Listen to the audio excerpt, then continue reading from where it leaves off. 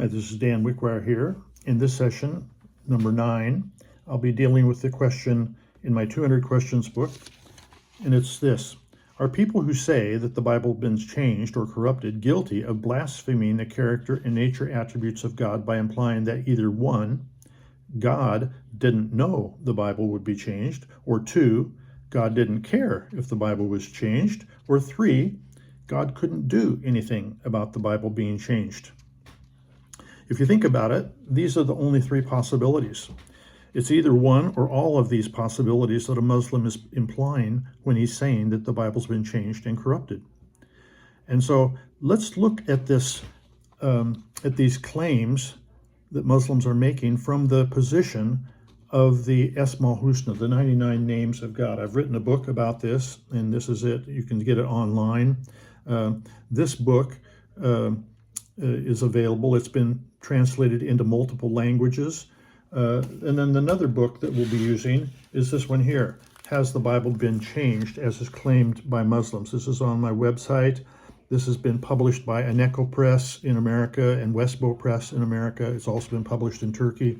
This book is available on my website, danwickwire.com. It's available in English, Arabic, Farsi, Hindu, Pashto, Punjabi, both Gurmukhi and Shamuki dialects of Punjabi, in Turkish, and Urdu. So you can see these books online. You can check out the verses. I'm not going to take all the time to quote all the verses, but I do want to point out some of these verses that we're going to, some of these points about. Number 1, God didn't know the Bible would be changed. Of course he knew. If it's going to be changed, he would know about it, and he would do something about it. Because God is El-Alim. He is the omniscient one who is well aware of everything. This is true in the Bible, and it's true in the Qur'an. And so you can't pull one over on God. El-Basir, the observant one who sees and hears all things. These are attributes that are found in both the Bible and the Qur'an. El-Raqib, the watcher, who keeps watch over his creation. You can't pull one over on God. He knows what's going on.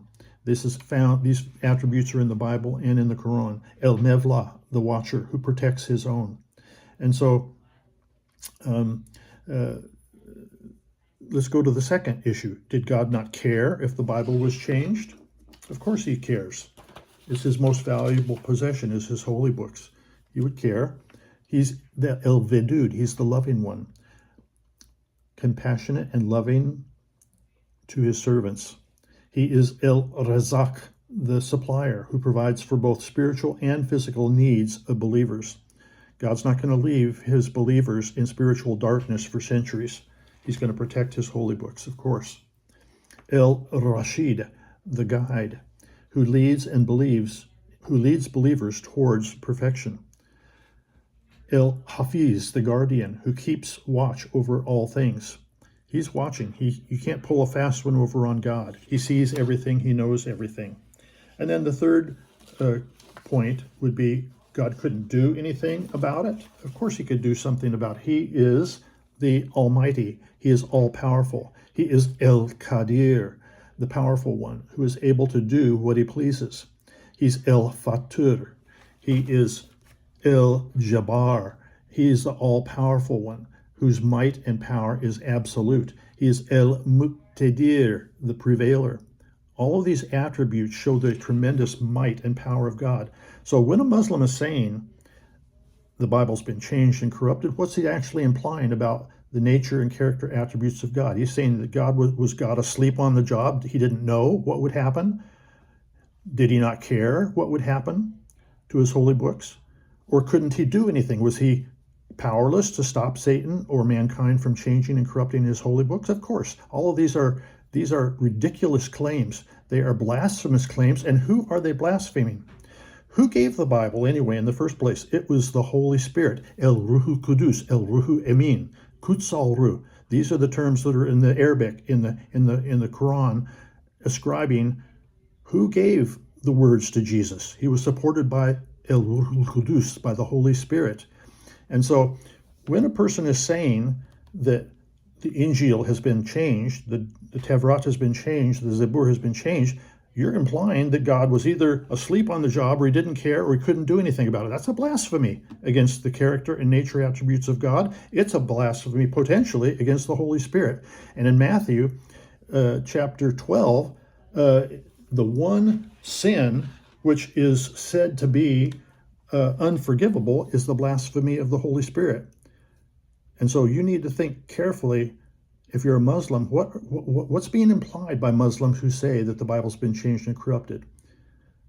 So the answer to this question, are people who say that the Bible's been changed and corrupted guilty of blaspheming the character and nature attributes of God by implying that either one, God didn't know the Bible would be changed, or two, God didn't care if the Bible was changed, or three, God couldn't do anything about the Bible being changed?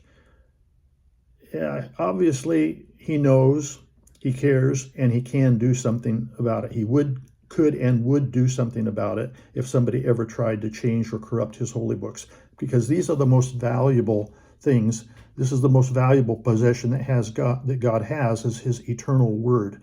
And so no man can thwart the purpose and the power of God in relation to his holy books. So these ideas, these possibilities, that God didn't know, he didn't care, he couldn't do anything, this is ridiculous. And it's a tremendous potential blasphemy of God and of his Holy Spirit. So I would advise everyone to think twice before they would let that sort of word creep out of their mouth, because it has a potential disastrous conclusion.